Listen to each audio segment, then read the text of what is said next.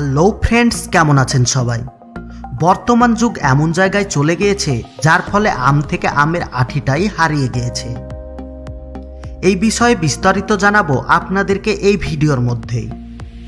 আম যেটা বছরে একবার হয়, আর ফলের জগতে আমের রাজত্ব সবার উপরে, কারণ পৃথিবীতে এমন কোনো মানুষ নেই যে আম খেতে ভালোবাসে না। কিন্তু বন্ধুরা, আপনারা কি কখনো ভেবে দেখেছেন আম থেকে যে বিভিন্ন ধরনের কোম্পানির প্রোডাক্টগুলো তৈরি করা হয় সেগুলো কিভাবে তৈরি করা হয়? অনেকে হয়তো ভাবে আম ফ্যাক্টরিতে নিয়ে যাওয়ার পর জুস বের করে নিয়ে এই প্রোডাক্টগুলো তৈরি করা হয়। আপনাদেরকে জানিয়ে দিই, এই রকমটা কখনোই হয় না।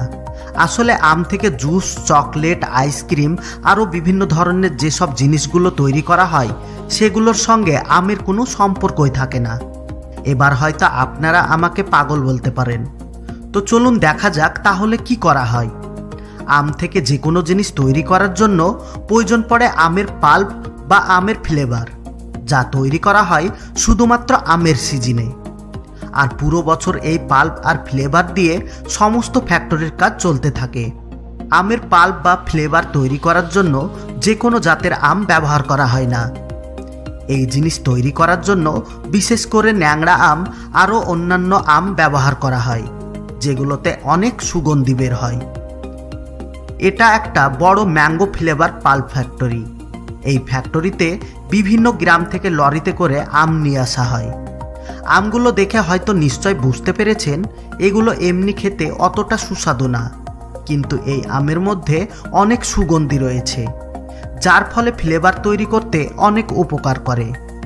সর্বপ্রথমে আমগুলোকে ফ্যাক্টরির মধ্যে প্লাস্টিকের কার্টনে লোড করে সাজিয়ে রেখে দেওয়া হয়। এখানে আমগুলোকে 2 দিনের জন্য রেখে দেওয়া হয় যেন ভালোভাবে পেকে যায়। আর অন্যদিকে বড় চুন্নিতে আগুন রেডি করা হয়। তারপর কন্টেনারের মাধ্যমে আমগুলোকে পাঠিয়ে দেওয়া হয় ক্রাশিং সেকশনে। এখানে সামনে কয়েকজন ওয়ার্কার হাত দিয়ে কনভার বেল্টের উপর থেকে নোংরা আবর্জনাগুলোকে আলাদা করে নেয়। তারপর এই অ্যাডভান্স মেশিন সম্পূর্ণ আমের জুসকে আলাদাভাবে বের করে নেয়।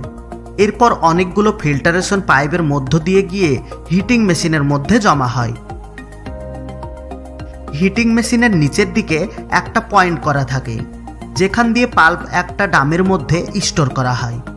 এখানে ড্রামের মধ্যে ডাইরেক্ট পাল্প রাখা হয় না। প্রথমে শক্ত একটা প্লাস্টিকের প্যাকেটে প্যাক করা হয়, তারপর ড্রামকে ওপর থেকে সিল করে দেওয়া হয়। এইভাবে একটা ড্রামের মধ্যে 500 লিটার করে পাল্প স্টোর করে স্টোর রুমের মধ্যে রেখে দেওয়া হয়। আর এখান থেকে সমস্ত ফ্যাক্টরির চাহিদা মেটানো হয়। আর এই পাল্প থেকেই শুকনো পাউডার তৈরি করা হয়। যেভাবে দুধ থেকে পাউডার দুধ তৈরি করা হয়, ঠিক সেই রকম একই প্রসেসে ফ্লেভার পাউডার তৈরি করা হয়। চলুন এবার দেখা যাক এই আমের পাল্প দিয়ে কিভাবে লোকাল ফ্যাক্টরিগুলোতে লোকাল প্রোডাক্টগুলো তৈরি করা হয়। লোকাল ফ্যাক্টরিগুলোতে বেশিরভাগ পাউডার ফ্লেভার ব্যবহার করা হয়, আর জলের সঙ্গে স্যাকারিন মিশিয়ে এই ফ্লেভার দিয়ে দেওয়া হয়। বর্তমান বাজারে ভারত আর বাংলাদেশের প্রাণ কোম্পানি নামে এই ডুপ্লিকেট জুস প্রচুর পরিমাণে বিক্রি করা হচ্ছে। এই জুস বিক্রি করে দোকানদাররা 3-4 গুণ বেশি লাভ করতে পারে। আপনারা দেখবেন কিছু কিছু দোকানে ফ্রুটি চাইলে ফুটো নামের প্যাকেট হাতে ধরিয়ে দেয়, আর প্রাণের জুস চাইলে ডুপ্লিকেট প্রাণ ম্যাঙ্গো জুস হাতে ধরিয়ে দেয়। যেহেতু এগুলো ডুপ্লিকেট প্রোডাক্ট, এই জন্য খাওয়ার সময় দেখবেন এর মধ্যে থেকে কতকটা ওষুধের মতো গন্ধ বের হয়। আপনারা কি কখনো এইরকম জুস খেয়েছেন? যদি খেয়ে থাকেন অবশ্যই কমেন্ট করে জানাবেন। চলুন এবার দেখে আসি আমাদের প্রিয় মাজা কিভাবে তৈরি করা হয়। এর আগের ভিডিওতে আপনাদেরকে আমি খুব ভালোভাবে দেখিয়েছি। মাজা তৈরি করার মূল যে জিনিসটা ব্যবহার করা হয় সেটা হচ্ছে কুমড়োর জুস, আর তার সাথে ব্যবহার করা হয় ম্যাঙ্গো ফ্লেভার। আপনারা এটা তো সবাই জানেন যে কুমড়ো অনেক সুস্বাদু হয়ে থাকে, আর তার সাথে যদি আমের ফ্লেভার মেশানো হয় তাহলে তো তার স্বাদ আরও 2-3 গুণ বেড়ে যায়।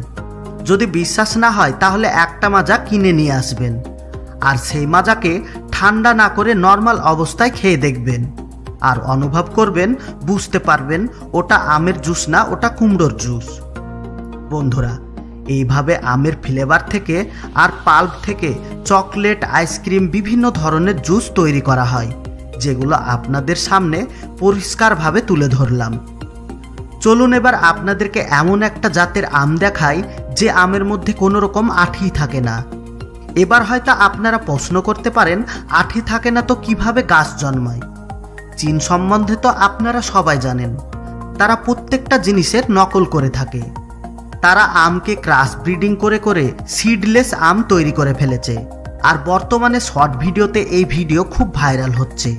চীনের প্রত্যেকটা জায়গাতে এখন আঠিবিহীন আম চাষ করা হচ্ছে। ভারতের অনেক জায়গায় এই আমের আবাদ করা হচ্ছে।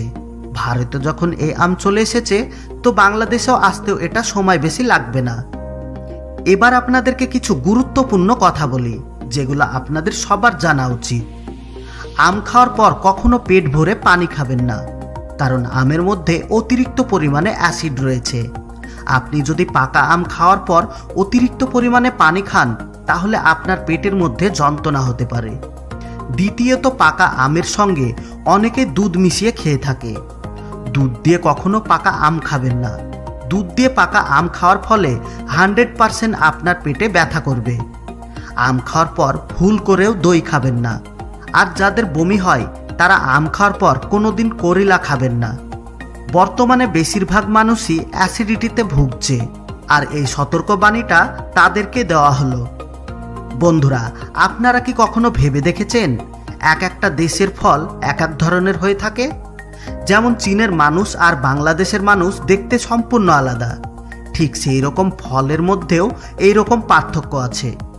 বাংলাদেশের কাঁঠাল আর চীনের কাঁঠাল দেখতে সম্পূর্ণ আলাদা, সেজন্য এই কাঁঠালের নামটাও আলাদা। আর এই ফলটার নাম জানা থাকলে অবশ্যই কমেন্ট করবেন। শুধু কাঁঠালই নয়, ডুমুর, মূলো আরও অনেক ফল আছে যেগুলো দেখতে সম্পূর্ণ আলাদা। যেমন আমাদের এখানকার লিচু আর চীনের লিচু একদম আলাদা। চীনে এটাকে র্যাম্বুটেন বলা হয়। আর শুধু এখানেই শেষ নয়, তারা প্রত্যেকটা জিনিসকে নকল করার চেষ্টা করে, আর তারা এই কাজে সফল হয়ে যায়। প্লাস্টিকের চাল থেকে শুরু করে চিনি, ডিম, কফি আরও কত কিছু খাবার আছে তারা হুবহু নকল করে ফেলতে পারে। কিছুদিন আগে ভারতে চীনের নকল চাল আর নকল ডিম প্রচুর পরিমাণে মার্কেটে পাওয়া যাচ্ছিল, আর অনেকে ভিডিও সোশ্যাল নেটওয়ার্কে ছাড়ার পর ভাইরাল হয়ে যায়, আর সেখান থেকেই মানুষ সতর্ক হয়। নেক্সট টাইম যে কোনো জিনিস দোকান থেকে কেনার আগে অবশ্যই দেখবেন সেটা ভারতের না চীনের। আর হ্যাঁ, সব থেকে গুরুত্বপূর্ণ কথা, আমরা বাচ্চাদেরকে বেশিরভাগ মাজা, ফুটি এই সবগুলো দিয়ে থাকি, আর এগুলো কেনার আগে অবশ্যই ডুপ্লিকেট না অরিজিনাল দেখে কিনবেন, কারণ ডুপ্লিকেট জুস বাচ্চাদের অনেক ক্ষতি করে। আর বন্ধুরা, সব লাস্টে জরুরি কথা, আমরা যেন এর থেকে আরও সুন্দর সুন্দর ভিডিও বানাতে পারি, এজন্য ভিডিওতে লাইক দিয়ে বন্ধুদের সঙ্গে শেয়ার করুন। আর আপনি যদি আমাদের চ্যানেলে নতুন হয়ে থাকেন তাহলে চ্যানেলটাকে সাবস্ক্রাইব করে অল নোটিফিকেশন সিলেক্ট করুন, যাতে আমাদের পরবর্তী ভিডিও আপলোড করার সঙ্গে সঙ্গে আপনি সবার আগে নোটিফিকেশন পান। এতক্ষণ পর্যন্ত সঙ্গে থাকার জন্য আপনাকে অসংখ্য ধন্যবাদ।